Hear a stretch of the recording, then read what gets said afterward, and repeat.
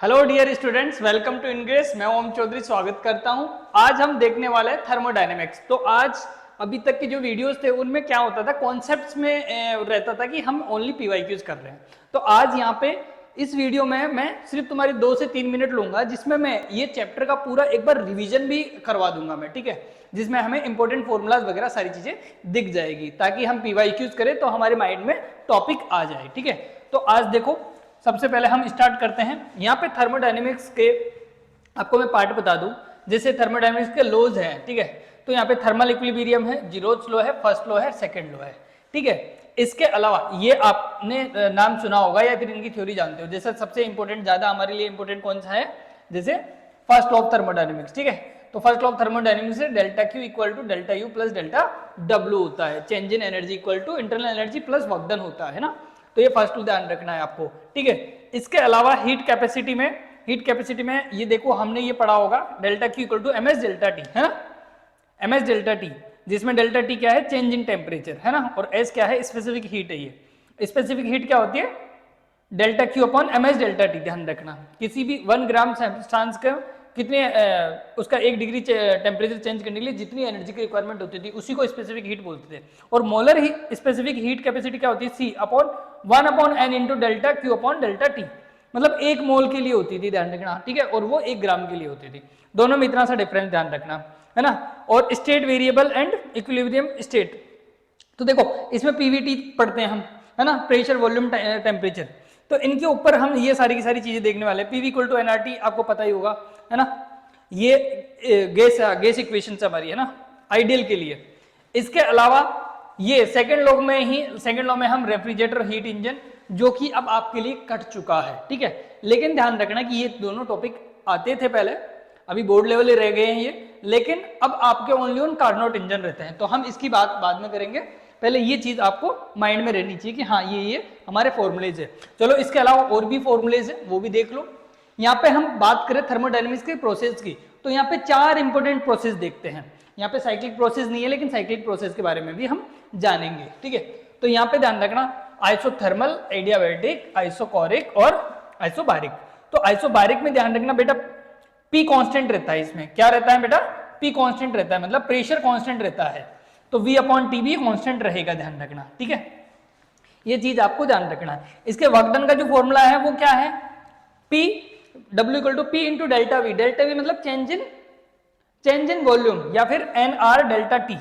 Delta T में आपका changes दिखना चाहिए, ठीक है। तो ये वर्क डन का फॉर्मूला याद रखना है, इसकी इक्वेशन याद रखनी है, और इसका कंडीशन ध्यान रखना। आइसोबारिक, बारिक मतलब बार किसकी यूनिट है, प्रेशर की। तो आइसोबारिक का मतलब ध्यान रखना प्रेशर कांस्टेंट, और V upon T equal to constant, है ना, या V डायरेक्टली प्रोपोर्शनल T, ऐसे भी बोल सकते हो, ठीक है। इसके अलावा आइसोकोरिक में, आइसोकोरिक की बात करें हम, तो यहाँ पे क्या रहेगा, कोरिक मतलब देखो, कोरिक मतलब क्यूबिक से याद रखना, क्यूबिक किसकी यूनिट होती है, वॉल्यूम की, है ना।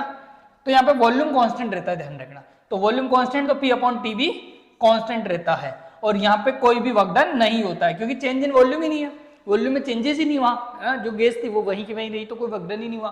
तो यहाँ पे W कितना होता है, वर्क डन आपका 0 रहता है, ठीक है। ये कंडीशन ध्यान रखना है आपको। और इसके बाद में आता है आपका आइसोथर्मल। आइसोथर्मल में थर्मल से याद रखो टेम्परेचर, ठीक है। तो टेम्परेचर यहाँ पे कांस्टेंट रहता है, टेम्परेचर कांस्टेंट रहेगा, इसका मतलब पीवी इक्वल टू भी कांस्टेंट रहेगा, है ना। दोनों इक्वेशन आपको याद रखनी है। तो पीवी आपका कांस्टेंट रहेगा। तो इसका जब डिफरेंशिएशन करके हम एक वर्क डन का फॉर्मूला लाते हैं, तो यहाँ पे आता है NRT ln VF upon V I, ध्यान रखना। V2 अपॉन V1 भी बोल सकते हो, या VF अपॉन VI करते हैं। और ये प्रेशर की बात आए तो ध्यान रखना, PI ऊपर आएगा, PF नीचे आएगा। NRT ln PI upon P2, मतलब या तो P1 अपॉन P2 लिख लो, या PI अपॉन PF लिख लो। फाइनल प्रेशर नीचे होता है, लेकिन इसमें वॉल्यूम ऊपर होता है, ये ध्यान रखना थोड़ा सा, है ना। और इसका स्लोप क्या रहता है, dP upon dV equal to क्या रहता है, माइनस P अपॉन V। तो ये इसका स्लोप है, ध्यान रखना, ये इसका स्लोप है, ठीक है, आइसोथर्मल का। एडियाबैटिक प्रोसेस की बात करूं मैं, तो एडियाबैटिक में ध्यान रखना इसी जैसा है, लेकिन थोड़ा सा डिफरेंस है। यहाँ पे पावर 1 होती है, यहाँ पे गामा होती है ना। तो पीवी की power gamma equal to constant रहता है यहाँ पे, ठीक है। तो ये इसकी इक्वेशन है एडियाबैटिक का, ध्यान रखना। एडियाबैटिक का सिंपल सा मतलब है, ध्यान रखना, कि सिस्टम और सराउंडिंग के बीच में कोई भी हीट का एक्सचेंज नहीं होगा, ठीक है। तो डेल्टा क्यू या फिर क्यू यहाँ पे जीरो रहती है, ध्यान रखना डेल्टा क्यू यहाँ पे जीरो रहती है, कोई भी एनर्जी का लेन देन नहीं होगा यहाँ पे। और इसका जो वर्क डन का फॉर्मूला आता है वो P1 V1 minus P2 V2 upon gamma minus 1, और गामा की वैल्यू डिपेंड करेगी आपके क्वेश्चन पे, है ना, कि 1.4 दे रखा है या 1.67 दे रखा है ना। और एनआरटी की फॉर्म में देखना है तो NR delta T T minus T F upon gamma minus 1, तो ये इसका वर्क डन का फॉर्मूला याद रखना है आपको। इसका यदि स्लोप की बात करें हम तो स्लोप के लिए भी ध्यान रख सकते हो, dp upon dv equal to minus gamma p upon v, तो ये ध्यान रखना यहाँ पे एक्स्ट्रा गामा आ जाता है, यहाँ पे गामा नहीं आता था इसके स्लोप में, तो ये स्लोप के लिए भी तुम ये चीज याद रख सकते हो। ओके, तो ये चारों के चारों प्रोसेस आपके माइंड में होने चाहिए, इनको एक टेबुलर फॉर्म में बना के आप लिख लेना, ठीक है। चलो नेक्स्ट, ठीक है। अब इसमें छोटा सा ये नेक्स्ट देख लो, ये है अपना लास्ट पार्ट आएगा जिससे हमेशा क्वेश्चंस आते ही आते हैं, ठीक है। तो इसमें ऐसा था कि ये कार्नोट साइकिल से आता है, तो ध्यान रखना नीट ने है ना हीट इंजन और रेफ्रिजरेटर हटाया लेकिन कार्नोट इंजन नहीं हटाया, तो कार्नोट इंजन से क्वेश्चंस आने की संभावना रहती है, ध्यान रखना। ये कार्नोट इंजन जिसमें 4 साइकिल लगते हैं, 4 साइकिल होते हैं, ध्यान रखना प्रोसेस के लिए, ठीक है। तो यहाँ पे कौन कौन से होते हैं, लाइक A to B, पहले आइसोथर्मल एक्सपेंशन होता है, फिर एडियाबेटिक एक्सपेंशन होता है, ठीक है। 2 एक्सपेंशन के प्रोसेस हो गए, आइसोथर्मल और एडियाबेटिक। देन वापस कंप्रेशन होता है, कौन सा, आइसोथर्मल, जो ऊपर वाला हुआ वही है ना, तो आइसो कंप्रेशन होता है, और उसके बाद में एडियाबेटिक कंप्रेशन होता है, और ये साइकिल वापस वहां पे जाके कंप्लीट हो जाता है, ठीक है। तो इस प्रोसेस में यहाँ पे हीट एडिशन होता है, यहाँ पे हीट रिजेक्शन होता है, ध्यान रखना, इतनी ज्यादा डिटेल में नहीं, लेकिन ध्यान रखना हमेशा कर्व वाले आएंगे, ध्यान रखना, ठीक है। तो आइसोथर्मल का ग्राफ हमेशा ऐसा ही आता है ना, और एडियाबेटिक का हमेशा ग्राफ ऐसा आता है, तो ये एडियाबेटिक का ग्राफ है और ये आइसोथर्मल का ग्राफ है, ध्यान रखना, ठीक है। तो आइसोथर्मल और एडियाबेटिक हमेशा नीचे रहता है आइसोथर्मल से, ध्यान रखना, क्योंकि यहाँ n की वैल्यू यहाँ पे 1 हो गई, यहाँ पे n की वैल्यू कुछ एक्स्ट्रा है, तो n की वैल्यू मोर देन 1 है, ध्यान रखना, तो एडियाबेटिक प्रोसेस में आ जाएगा वो, ठीक है। तो इसीलिए इसका ग्राफ है सर, इसका थोड़ा सा ज्यादा कर्व वाला है एडियाबेटिक का, तो इन दोनों प्रोसेस में एडियाबेटिक और इन दोनों में आइसोथर्मल, ठीक है। आइसोथर्मल में इस वाले में टेम्परेचर कांस्टेंट रहेगा पूरे प्रोसेस में, मतलब T1 यहाँ पे है तो T1 यहाँ पे रहेगा स्टार्टिंग से लेके एंड तक, ठीक है। और इसमें वापस लास्ट वाले में, इसमें थर्ड में टेम्परेचर T2 है तो यहां तक टेम्परेचर T2 ही रहेगा, क्योंकि ये भी प्रोसेस कौन सा है, आइसोथर्मल, तो ये 2 तो आइसोथर्मल होते हैं, ठीक है। और इसके अलावा 2 हमारे पास कौन से रहते हैं, एडियाबेटिक, तो ये एडियाबेटिक एक्सपेंशन और ये एडियाबेटिक एक्सपेंशन, ठीक है। यहाँ पे एडियाबेटिक एक्सपेंशन और कंप्रेशन हो रहा होता है, ठीक है। ये चारों प्रोसेस आपको ध्यान रखना, पीवी इसका ग्राफ में ऐसा ग्राफ बन रहा होता है, ठीक है। तो यहाँ पे आइसोथर्मल में आइसोथर्मल एक्सपेंशन में वर्क डन का जो फॉर्मूला होगा वो आइसोथर्मल के अकॉर्डिंग लिखेंगे हम, ध्यान रखना, ठीक है। और एडियाबेटिक में जो वर्क डन होगा वो एडियाबेटिक के अकॉर्डिंग लिखेंगे, ये एक्सपेंशन के हैं दोनों के दोनों, ठीक है, ये एक्सपेंशन के हैं।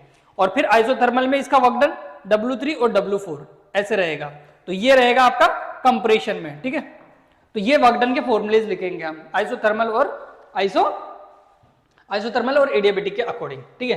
तो ये तो इनके वर्क डन के अलग अलग चारों प्रोसेस के 4 फॉर्मूले लिख लिए हमने, लेकिन यहाँ पे टोटल वर्क डन निकालना है तो टोटल वर्क डन निकालेंगे पूरा, ये जब प्लस माइनस करते हैं तो टोटल यही आता है, ये दोनों माइनस हो जाते हैं, कट जाते हैं, तो देखो W1 और W3 बचता है, W2 और W4 इक्वल होते हैं, ध्यान रखना, ठीक है।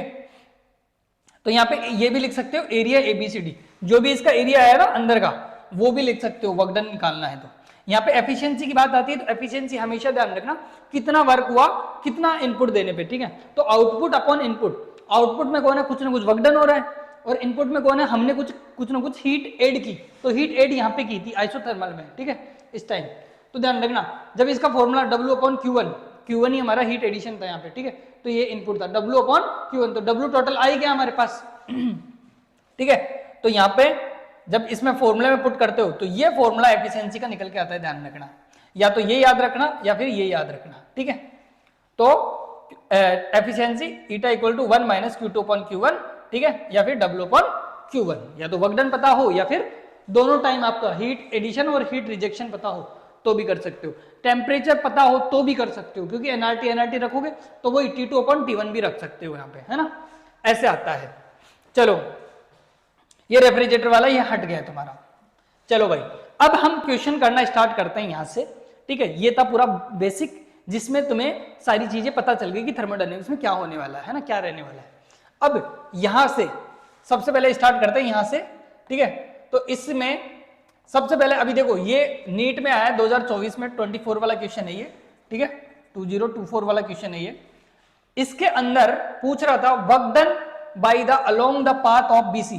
तो बीसी पाथ में ही देखना है, पूरा में नहीं देखना। पूरे में देखते तो साइकिल के अंदर का जो भी एरिया है वो कर देते, है ना, और एंटी क्लॉकवाइज है तो पॉजिटिव कर देते। पीवी ग्राफ है, एंटी क्लॉकवाइज है तो पॉजिटिव। ठीक है, बट यहां पे ओनली ऑन किसका पूछ रहा है, बीसी का पूछ रहा है। तो यहां से B2C, अब देखो B2C में, B2C के अंदर देखो हो क्या रहा है। B2C में जो वॉल्यूम है वो कांस्टेंट दिख रहा है, ये देखो यहां से ग्राफ से वॉल्यूम कांस्टेंट दिख रहा है ना। ठीक है, तो यहां पे वॉल्यूम आपका कांस्टेंट है, तो वॉल्यूम कांस्टेंट होता है तो वर्क डन कितना होता है भाई, यहाँ पे 0 होता है, ध्यान रखना। वर्क डन ही नहीं होगा।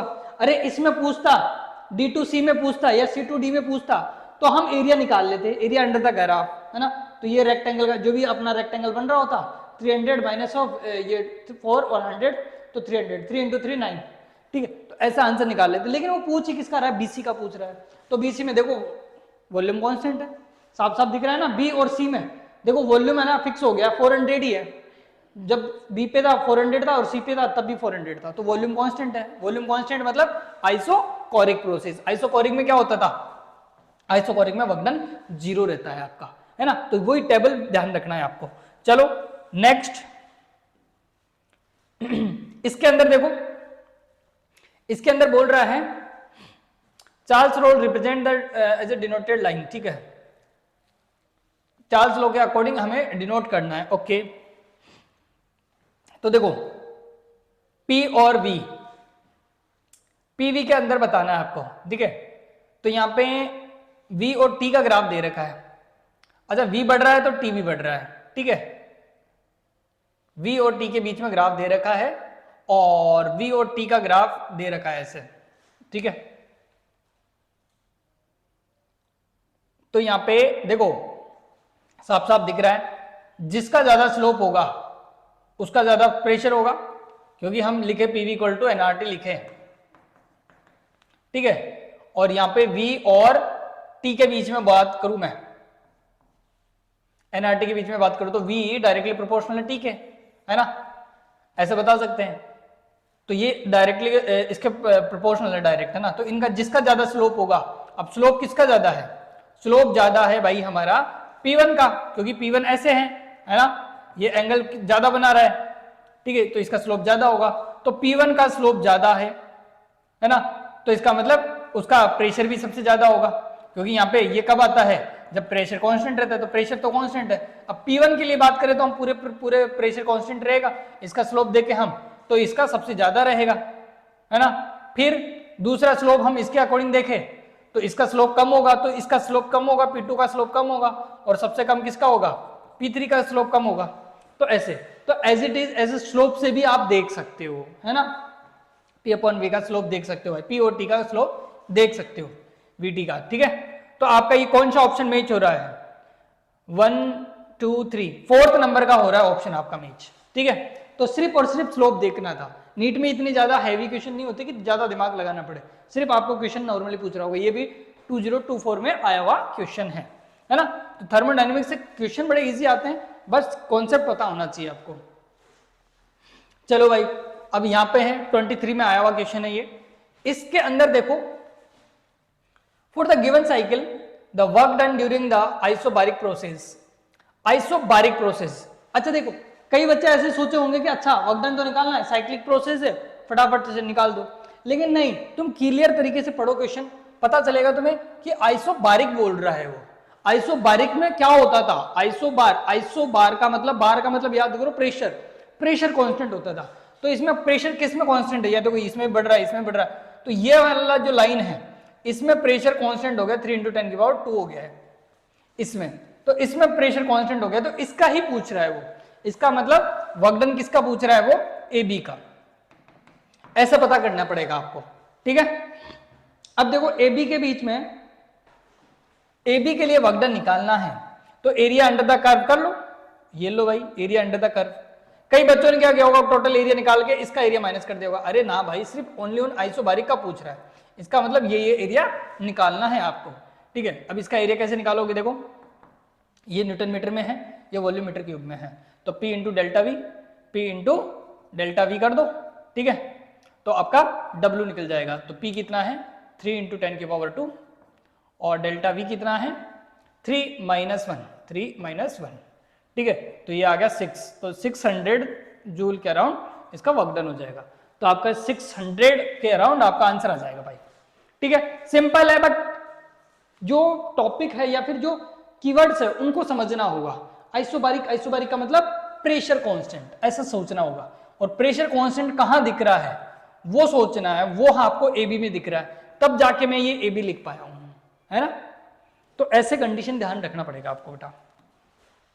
चलो नेक्स्ट, इस क्वेश्चन में यहां पे देखो क्वेश्चन दिख रहा है, a container of the volume 200 centimetre cube content 0.2 mole of hydrogen gas and 0.3 mole of argon gas. Okay, the pressure at a system of the temperature 200 kelvin और आर की वैल्यू ये दे रखी। अच्छा, तो देखो यहाँ पे P इक्वल टू एनआरटी की तरह ही करना है, बट मिक्सचर के लिए जब भी दो गैसेस का मिक्सचर हो तो ध्यान रखना, मिक्सचर के लिए P equal to P mix equal to V divide में दे देंगे N। तो जितनी भी गैसेस है ना आपकी, जैसे N1 N2 N3 जो भी है, ठीक है, उनका सबका लिखो R इंटू T, T भी मिक्स का, ठीक है, डिवाइड में V मिक्स। ये फॉर्मूले से आप निकालोगे। तो अब देखो यहाँ पे सिर्फ डिफरेंट डिफरेंट मोल ही दे रखे, तो मोल दे रखे तो आराम से आ जाएगा, इसमें क्या दिक्कत थी, है ना। तो देखो कितना कितना है, एक तो 0.2 है हाइड्रोजन का और 0.3 है, 0.2 और 0.3, और R की वैल्यू है 8.3 और T की वैल्यू है 200 केल्विन। डिवाइड में है V कितना है 200 centimetre cube, 200 centimetre cube, cube का मतलब है 10 की पावर -6 मीटर क्यूब। ठीक है, तो ये मीटर क्यूब में कर लिया भाई हमने। ठीक है, अब इसका आंसर निकाल लो। तो देखो ये कितना हो जाएगा 0.5,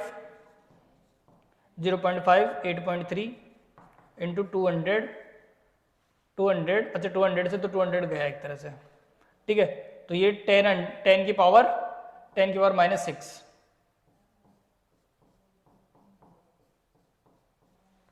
10 की पावर -6 हो गया। ठीक है, अब इसको सॉल्व कर सकते हो। इसको सॉल्व करोगे तो देखो कितना हो गया, ये 8.3 और Rn और T 200 था, ये भी 200 था, 10 की पावर -6 इधर गया। ठीक है, -6 + 6 हो गया, 8.3 का हाफ लगभग कितना हो जाएगा 4.15 और 10 की पावर 6, 10 की पावर 6, तो कौन सा मैच हो रहा है भाई 4.5। अब देखो छोटा सा ही है डिफरेंस, है ना, देखो इसमें और इसमें 5 है और यहाँ पे 6 है ना। तो छोटी सी मिस्टेक करोगे ऑप्शन चेंज हो जाएगा, आपका ध्यान रखना। ऐसे डी आंसर आएगा इसका। ठीक है, सेंटीमीटर क्यूब को मीटर क्यूब में कन्वर्ट ध्यान रखना कैसे करते हैं, है ना। चलो नेक्स्ट, इसमें एक कार्नोट इंजन, अभी कार्नोट इंजन का जो मैं बता रहा था वो वाला क्वेश्चन है यहाँ पर। ठीक है, तो इसका आंसर करते हैं भाई, आ जाओ। एफिशिएंसी दे रखी है, ठीक है भाई, एफिशिएंसी दे रखी है 50%, 50% का मतलब 1/2 हो गया आपका, है ना। Source is at a temperature of 370, okay, the temperature of the sink, okay. तो देखो यहां पे कैसे करोगे, इक्वल टू 1 माइनस, अब Q1/Q2 था ना, वहां पे Q1/Q2 की जगह ये लिख सकते हो आप T1/T2। ठीक है, तो T1 क्या है, T1 आपका सोर्स है, सोर्स, और मतलब T टेम्परेचर की फॉर्म में लिख दो। ठीक है, T source upon T sink लिख सकते हो आप। ठीक है, और सिंक हमें निकालना है, ये 1/2 हो गया, ये 1 minus T source upon T sink. ठीक है, ये 1 में से उधर गया, ये इधर आया, तो T source upon T sink equal to 1/2। ये उधर गया तो 1/2 में से 1 में से 1/2 गया तो 1/2 बच जाएगा। तो T सिंक इक्वल टू कितना आ गया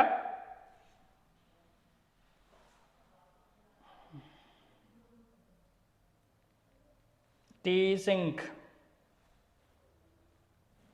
इसमें 273 है ना, तो इसमें केल्विन में करोगे, ध्यान रखना टेम्परेचर को कभी भी ऐसे मत रखना, 70 में करोगे तो ये आ जाएगा 400, ठीक है। अच्छा यहाँ पे उल्टा लिख दिया है, ये ध्यान रखना, यहाँ पे सिंक ऊपर होता है, सोर्स नीचे होता है, ध्यान रखना, सिंक और सोर्स, ठीक है। तो सिंक और सोर्स में यहाँ पे सिंक ऊपर रहेगा, सोर्स नीचे रहेगा, और सोर्स की वैल्यू हो जाएगी हमारी T 327 है, ठीक है, और इसमें 273 ऐड और करोगे, केल्विन में कन्वर्ट करोगे ना, तो ये आ जाएगा 273, तो ये 100 हो गया और ये 600 हो गया, ठीक है, ये केल्विन में। तो ये टी सोर्स, तो टी सिंक की वैल्यू कितनी आ गई, टी सिंक की वैल्यू आ गई 600 डिवाइड बाई 2, ये ऊपर गया तो 600 इसकी वैल्यू रखा तो हमने, तो ये आ गया 300 केल्विन, ठीक है। अब इसको केल्विन में तो देखो दे नहीं रखा कहीं पे भी, तो इसको वापस आप है ना उसमें कन्वर्ट करना पड़ेगा आपको सेंटीग्रेड में, तो 300 केल्विन में से 273 माइनस कर दो, 273 माइनस कर दो तो आपका जो भी बचेगा सेंटीग्रेड में आ जाएगा, 300 में से ये कर लो तो 27 बचेगा आपका, ठीक है। तो ये 27 डी आपका आंसर आ जाएगा बेटा, ध्यान रखना इसे, ठीक है। 1 minus T sink upon T source, ध्यान रखना ही, ओके। चलो नेक्स्ट, इस क्वेश्चन में देखो ये बोल रहा है पीवी की पावर कांस्टेंट है, पीवी की power square equal to constant है, ठीक है। P1 V1 T1 और P2 V2 T2 दो थर्मोडायनेमिक स्टेट है, C इज ए कांस्टेंट है, तो कौन सा ऑप्शन मैच हो रहा है, देखो भाई यहाँ पे साफ साफ दिख रहा है ये कांस्टेंट है, तो P is a directly proportional, मतलब 1 अपॉन V स्क्वायर, तो P ये तो इनवर्सली प्रोपोर्शनल हो गया है ना, तो इससे तो हमें ये बोल सकते हैं कि P1 इज बड़ा है, तो P1 P2 से बड़ा है, तो V1 छोटा होगा V2 से, है ना, या फिर इसका उल्टा लिख सकते हैं हम कि P1 लेस देन है P2 से, तो V1 बड़ा होगा V2 से, उल्टा ही तो लिखना है, इनवर्सली प्रोपोर्शनल है ना। तो ये देखो ऐसी कोई कंडीशन मैच हो रही है क्या, इसमें तो P है ही नहीं, VT है, तो इन दोनों में देख लो P1 P2 से बड़ा है, P1 P2 से बड़ा है, तो V1 नहीं हो रहा है, नहीं, ये इसमें ऑप्शन ही नहीं आ रहा, ये मैच होना चाहिए अपना का, है ना, इनवर्सली प्रोपोर्शनल का मतलब है ना, या फिर ये मैच होना चाहिए। अब P1 बड़ा है P2 से, तो T1 लेस देन है T2 से, ये पता नहीं है, अभी टेम्परेचर से रिलेट करते हैं अभी हम, ठीक है, तो ये एक ही मैच हो रहा है, तो ये तो मैच हो रहा नहीं है आपका, ठीक है। अब हम प्रेशर को टेम्परेचर से भी रिलेट कर लेते हैं।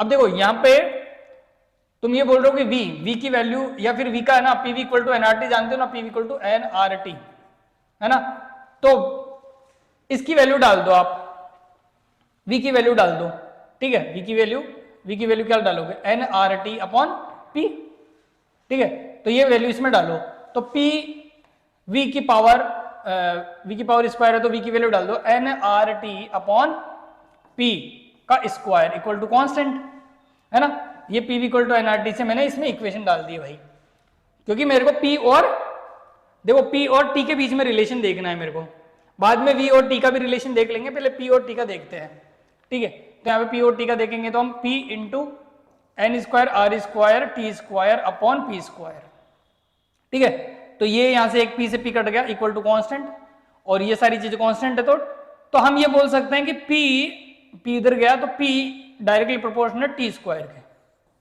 ठीक है।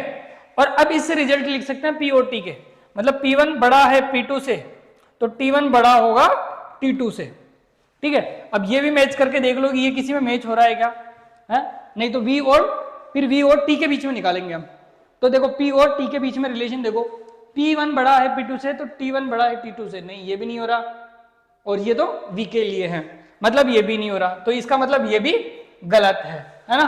अब किसका रहेगा आपके पास, देखो P और V का निकल गया, P और T का निकल गया, तो अब किसका बचा, V और T का, है ना, तो V, तो P हटाना है, मतलब P की जगह हम क्या करेंगे, इसमें P की जगह हम क्या करेंगे, इसकी वैल्यू, इसमें P की जगह हम इसकी वैल्यू डाल दो, V की वैल्यू डाल दो, या फिर इसकी वैल्यू डालो, इसको अपने को हटाना है P को, है ना, तो P की वैल्यू डाल दो, तो P की वैल्यू क्या डालोगे यहाँ पे, P equal to nRT upon V, तो ये डालो यहाँ पे, ठीक है, तो ये डालेंगे nRT upon V into into V square equal to constant, एक वी से वी गया है ना, तो यहाँ पे जो टी है वो इनवर्सली प्रोपोर्शनल आ गया वी से। तो ये रिलेशन आ रहा है पी और टी और वी के बीच में। मतलब यहाँ पे हम बोल सकते हैं कि V1 बड़ा है V2 से, तो T1 छोटा होगा T2 से। ध्यान रखना, उल्टा लिख सकते हैं हम। तो ये मैच हो रहेगा कहीं पे, V2 बड़ा है V1 से, तो T2 बड़ा है T1 से। नहीं, उल्टा करते हैं, उल्टा भी लिख सकते हो इसका कि V2 आपका ज्यादा है V1 से, तो T1 ज्यादा होगा T2 से। ये वाली कंडीशन लिख सकते हो, उल्टा लिख दिया ना, ठीक है। तो यहां पे देखो V2 बड़ा है V1 से, तो V2 बड़ा है V1 से, तो T2 छोटा होगा T1 से। बिल्कुल सही बात है, ये वाला ऑप्शन मैच हो रहा है इसमें, ठीक है। ये भी नहीं हो रहा है, ठीक है। तो ऐसे आपको रिलेशन निकालना पड़ेगा, सिंपल सी बात है, इसको याद रखो आप। PV इक्वल टू NRT से कोई भी इक्वेशन दे, किस में रिलेशन निकालना है वो पता कर लो। देखो P और V के बीच में था, P और T के बीच में था, और V और T के बीच में था। तो मैंने पहले तो अपना सीधा फॉर्मूला निकल गया। पहले तो किससे निकल के आया, P और V के बीच, फिर निकल के आया P और T के बीच, मैच ही नहीं हो रहे थे। फिर हमने किसका निकाला, T और V के बीच, T और V के बीच इनवर्सली प्रोपोर्शनल का, तो ये इसमें मैच हो गया, है ना।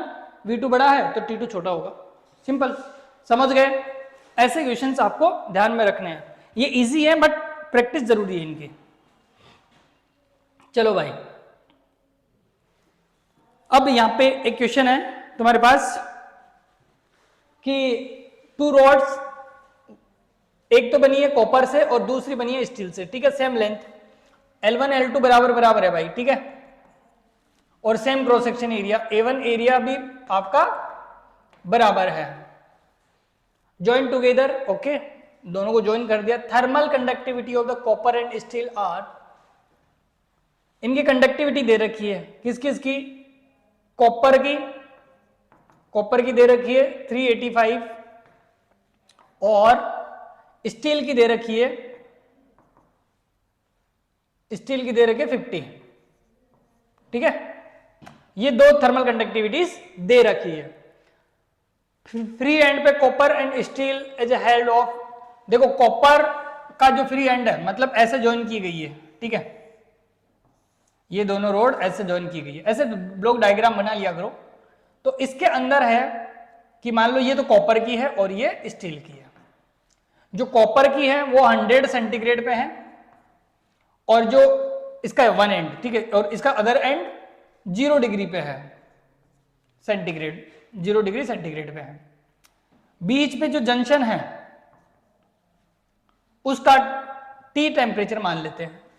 तो टेम्परेचर एट द जंक्शन वही पूछ रहा है आपसे कि इस पे जंक्शन पे क्या टेम्परेचर होगा, इसकी सारी की सारी डिटेल दे रखी है कि इनकी लेंथ भी सेम है, इनका क्रॉस सेक्शन एरिया भी सेम है, ठीक है। तो बताना है आपको कि ये इसके जंक्शन पे कितना हो रहा होगा, ठीक है। तो देखो इधर से हीट का फ्लो हो रहा है ना, तो इस पॉइंट में Q अपॉन T का हीट करंट जिसको बोलते हैं उसका रेशियो वो दोनों में बराबर होना चाहिए, क्योंकि ये जंक्शन पॉइंट है तो बीच का पॉइंट आपका ना। तो इस पॉइंट पे मैं क्या करता हूं, इसको जंक्शन पॉइंट बोल देता हूं। इस जंक्शन पॉइंट पे मैं हीट इक्विलिब्रियम लगाता हूं, है ना, हीट करंट का। तो इस पॉइंट पे I कॉपर के लिए और I स्टील के लिए इक्वल होनी चाहिए। I का मतलब Q अपॉन T, ठीक है, I का मतलब Q अपॉन T। Q क्या है, हीट पर सेकेंड, हीट पर सेकेंड, ठीक है, और यहां पे भी हीट पर सेकेंड। ये बराबर होना चाहिए कॉपर के लिए और स्टील के लिए, ठीक है। तो ये दोनों बराबर होने चाहिए। तो अब Q अपॉन T को क्या बोलते हैं, Q अपॉन T का इक्वेशन आपको पता होगा, Q अपॉन T या फिर I equal to heat current equal to KA delta T upon L लिखते थे हम। याद आ रहा है कुछ हीट से, है ना। तो ये फॉर्मूला लगाते थे हम, ये ध्यान रखना, यही बहुत इंपॉर्टेंट फॉर्मूला है ये, ठीक है, हीट करंट का। तो K कॉपर के लिए KU, A डेल्टा T कितना है, अब देखो यहाँ पे डेल्टा T कितना है, 100 सेंटीग्रेड है। अब दोनों को इक्वल कर रहे हैं तो केल्विन में कन्वर्ट करने की जरूरत नहीं है, डायरेक्ट रख दो। 100 माइनस T, इधर से चल रहे हैं तो ये हाई टेम्परेचर है, ये लो है, और इससे ये कम है, तो ये हाई है वो लो है, ठीक है। तो 100 minus T upon L equal रहेगा equal to K steel into A into cross section area same है और वो 0 डिग्री, तो T माइनस 0 डिग्री, ठीक है, डिवाइड बाई L। अब ये जो T है ना वो आपका सेंटीग्रेड में निकल के आएगा क्योंकि हमने सेंटीग्रेड में वैल्यूज पुट की है, ठीक है। L से L कट गया, A से A कट गया दोनों साइड्स में, ठीक है। तो Cu KCU है अपना ये कंडक्टिविटी, तो 380 है, 385 100 minus T equal to 50 into T, ये आएगा, ठीक है। तो अब इसमें इसको सॉल्व कर लो, तो 385 100 minus 385 T equal to 50 T। तो अब ये T उधर गया तो ये आया 3850 और ये 385 उधर गया तो ये आ जाएगा 435 T, ठीक है, इतना ही है लगभग, ठीक है। तो अब 435 का इसमें डिवाइड दे दो, तो 3850 में 435 का डिवाइड देंगे हम, ठीक है। तो लगभग ये 100 से कम जाएगा, ठीक है। देखो 400 से 400 होता मतलब 4300 के अराउंड होता ही है, तो लगभग 10 टाइम जाता है ना, तो 100 टाइम जाता है एक तरह से, बट ये कितने टाइम में है एक तरह से, ये बहुत ज्यादा है एक तरह से, तो ये 100 से कम आएगा, ध्यान रखना ये, तो ये लगभग 100 से कम आएगा। तो 100 से कम कितना है, 100 से कम है 88 के अराउंड, हाँ इतना भी कम नहीं जाएगा कि ये 73 हो या और कुछ हो जाए, तो यहाँ पे ध्यान रखना, इसको कट कर लेना, ये लगभग कितने टाइम जाएगा, 88 के अराउंड जा रहा होगा, ध्यान रखना अपना, ठीक है। तो ये कहां पर है, ये 88 के अराउंड जाएगा, ध्यान रखना, 88.5 सेंटीग्रेड के अराउंड जाएगा, ये 100 से कम रहेगा कुछ, ठीक है। तो ये आपका आंसर है, समझ गए। चलो नेक्स्ट, इसमें देखो ग्राफ के क्वेश्चन इतने इजी होते हैं कि डायरेक्ट फाइनल स्टेप पढ़ा करो और फिर देखा करो क्या पूछ रहा है वो एक तरह से, है ना, या फिर स्टार्टिंग से पढ़ना है तो वो भी पढ़ सकते हो। इसमें प्रोसेस दे रखा है एडियाबेटिक, आइसोथर्मल, आइसोबारिक, आइसोकोरिक, ठीक है। This is called represent adiabatic process 1 2 3 4, ठीक है। तो एडियाबेटिक कौन सा है, अरे भाई सबसे सिंपल है ये चीज, इसको मैं देखो इधर बताता हूं तुम्हें, और इसमें कुछ कॉन्सेप्ट भी मैं तुम्हें बताता हूं। ये देखो P है, कांस्टेंट प्रेशर मतलब प्रेशर की लाइन कांस्टेंट हो गई, तो इसका मतलब ये कौन सा हो गया, आइसोबारिक हो गया, है ना। ये वॉल्यूम है, वॉल्यूम में यदि कोई लाइन कांस्टेंट हो जाती है ना, ये वॉल्यूम कांस्टेंट हो गया इसका, है ना, फिक्स हो गया ये, तो ये कौन सा हुआ, तो ये हो गया हमारा आइसोकोरिक, ये आइसोकोरिक और ये आइसोबारिक, ठीक है। अब यहां से ध्यान रखना, यदि ये ऐसे हो रहा है तो सबसे पहले आइसोथर्मल आता है, ध्यान रखना, कौन सा, आइसोथर्मल। और यदि कर्व थोड़ा और ज्यादा है डाउन में तो ये कौन सा है, एडियाबेटिक। ये एक्सपेंशन के टाइम में ध्यान रखना, ये एक्सपेंशन हो रहा है एक तरह से, ध्यान रखना, इधर की साइड एक्सपेंशन, वॉल्यूम बढ़ रहा है ना, और यही ग्राफ पीछे की तरफ जाए तो देखो ये ग्राफ तो ऐसे जाएगा और ये ग्राफ ऐसे जाएगा। तो इसके अंदर में देखो ऐसे कलर में दिखाऊं, तो ये जो ये वाला ग्राफ है ना तुम्हारा, ये वाला, ये कंप्रेशन के टाइम है ना डाउन हो जाता है, ध्यान रखना, और एडियाबेटिक ऊपर चला जाता है, ध्यान रखना इसमें, और ये एडियाबेटिक वाला ग्राफ है आपका, ठीक है।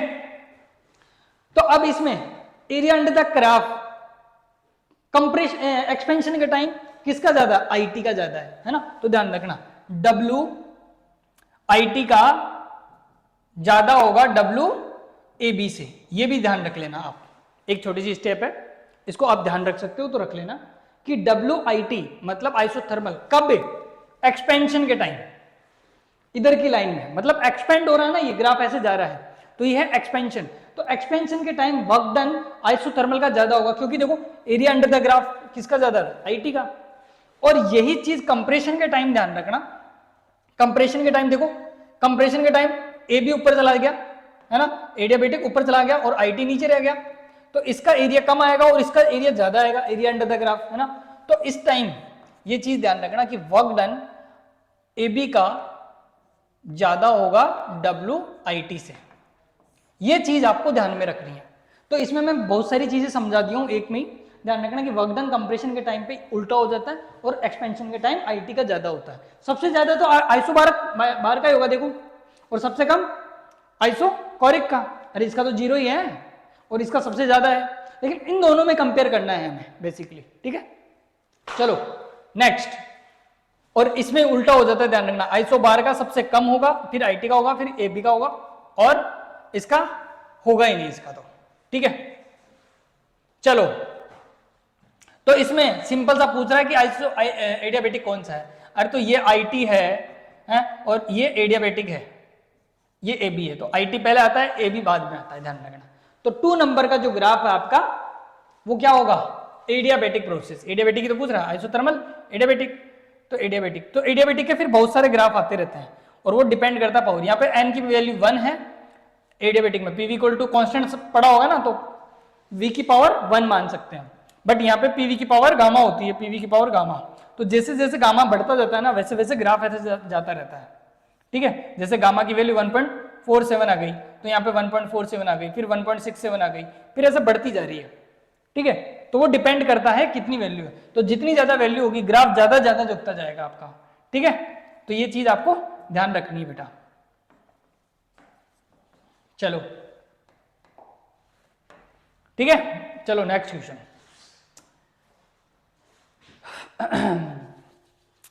अब देखो बेटा, यहां पे एक क्वेश्चन आया हुआ है, ये भी नीट में भी आया हुआ है। The volume occupy the molecules content 4.5 gram kg water STP. STP का मतलब समझते होंगे आप, है ना, स्टैंडर्ड टेम्परेचर प्रेशर पे, ठीक है।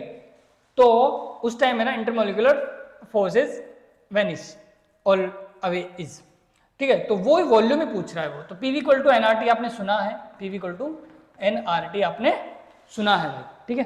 तो इस पीवी इक्वल टू एनआरटी के अंदर ध्यान रखना, इस इक्वेशन के अंदर आपको P प्रेशर है, जो कितना है 1 atm, 1 atm का मतलब 1 × 10⁵ पास्कल, ये लेना है ना। T टेम्परेचर है वो स्टैंडर्ड लेना है 273 केल्विन लेना है। R की वैल्यू आपको पता है ये 8.3 है ना जूल पर मोल, ठीक है। और क्या दिया है, N की वैल्यू आपको निकालना है। तो वहां पे वो देखो मास दे रखा है, तो mass upon molar mass, small m upon capital M या MW, है ना, जो भी बोलते हो। तो ये निकाल लो, नंबर ऑफ मोल्स पता चल जाएगा। 4.5 kg है, kg को ग्राम में कर लो, ठीक है, ये लो भाई, ठीक है। और ये वाटर है, तो वाटर का मोलिकुलर मास होता है 18, है ना, H2O का 18 है। अब यहां से आप N की वैल्यू पता कर लो, ये सब कुछ उसमें रख दो, तो अपने आप वॉल्यूम पता चल जाए। तो volume equal to nRT upon P, nRT upon P। N की वैल्यू है 4.5 इंटू 10⁻³ इंटू 8.3, ठीक है, इंटू nRT, T अपना 273 है ना, 273 डिवाइड में P है 10⁵। ओके, तो अब यहां से आपको मल्टीप्लाई करना है और कुछ भी नहीं। देखो अच्छा 18 भी तो था यहाँ पे, ठीक है, MW भी है भाई, 18 भी है, nRT तो n की वैल्यू ये भी है 18 भी है, तो पॉइंट हटाएंगे, ठीक है, तो एक जीरो बढ़ाएंगे, तो ये एक जीरो बढ़ गई आपकी, 6 हो गया ये, ठीक। अब यहाँ से 45 को इससे 9 से काट सकते हैं हम, ये कितने 2 टाइम गया, और ये कितना हो गया अपना 5 टाइम, 9 5 जाना 5 टाइम हो गया। और आप यहाँ से 273 और ये यहाँ पे आपने एक यहाँ पे 10 लिया था ना, अभी पॉइंट हटा के, तो 5 से इसको काट सकते हो 2, ठीक है, 2 इंटू 2 4, तो 273 इंटू 10 की पावर, यहाँ पे 3 है तो यहाँ पे माइनस का 5 है तो यहाँ पे माइनस का 2 बच जाएगा, डिवाइड में 2 इंटू 2 4 और 8.3 ऐसा बच रहा है, ठीक है। तो ये इसमें कट कर सकते हैं हम, 2.1 के आसपास आएगा ये 2 पॉइंट, अब इसका लगभग डबल कर दो तो 5 6 के अराउंड आ रहा होगा ये, ठीक है, तो 5 6 6 अराउंड आ रहा होगा 10⁻², तो ये आपका आंसर रहेगा। तो इसमें लगभग कितना 10 की पावर 5 पॉइंट भी हटा दो, इस 10 की पावर में नहीं है ये, तो 522 ये मीटर क्यूब, ये इसका आंसर रहेगा बेटा, ठीक है, क्योंकि उसी फॉर्म में दे रखा था वो, तो ये आपका डी आंसर रहेगा इसमें मीटर क्यूब में, ठीक है, 5.66। ठीक है, तो ऐसे करना है, ये आपका कर लोगे ना। एसटीपी का मतलब समझे यहाँ पे? तो कुछ कुछ वैल्यूज ऐसे आपको पता रखनी है कि किस टाइम कौन सी वैल्यू आती है। चलो नेक्स्ट, ये बड़ा सिंपल सा क्वेश्चन है। देखो यहां पे बोल रहा है द प्रोसेस इज, तो प्रोसेस के बारे में पूछ रहा है। अरे सिंपल, ग्राफ को देख के ही आपको बता देना है कि प्रेशर इधर है, वॉल्यूम इधर है। तो वॉल्यूम कांस्टेंट होता है तो आइसोकोरिक है ना, प्रेशर कांस्टेंट है, यहाँ पे तो प्रेशर ही कांस्टेंट दिख रहा है, तो इसका मतलब क्या हो गया, आइसोबारिक हो गया भाई ये तो, है ना। आइसोकोरिक में क्या होता, पी इधर रहता, वी इधर रहता, वी वॉल्यूम कांस्टेंट, तो वॉल्यूम क्या हो जाता, कांस्टेंट। तो ये क्या हो जाता आपका है, ये हो जाता आपका आइसोबारिक। यही तो मैंने सिखाया है कि यहाँ पे वॉल्यूम कांस्टेंट, यहाँ पे प्रेशर कांस्टेंट, है ना। इसके अलावा तुम्हारा ग्राफ कुछ ऐसा होता है तो डिपेंड करता है या तो वो एडियाबेटिक होगा या फिर आइसोथर्मल होगा। ठीक है, तो वो डिपेंड करता है पी और वी पे।